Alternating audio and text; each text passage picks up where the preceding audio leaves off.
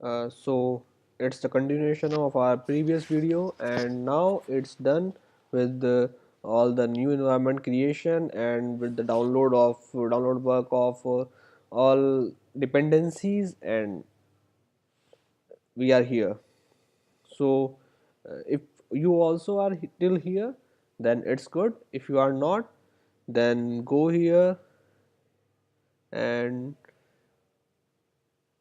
all the thing.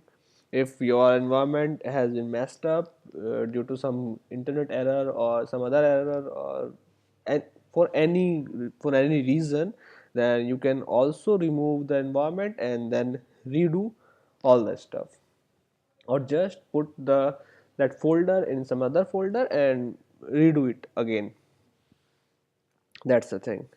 So here everything is good. So now in next line we are just going to activate it.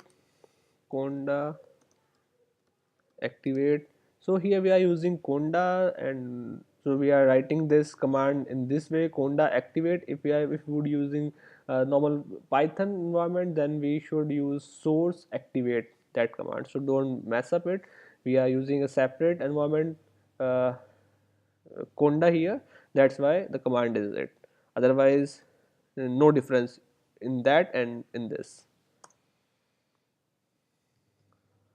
So if this got activated, then the prompt should change to this thing. There is some issues with it.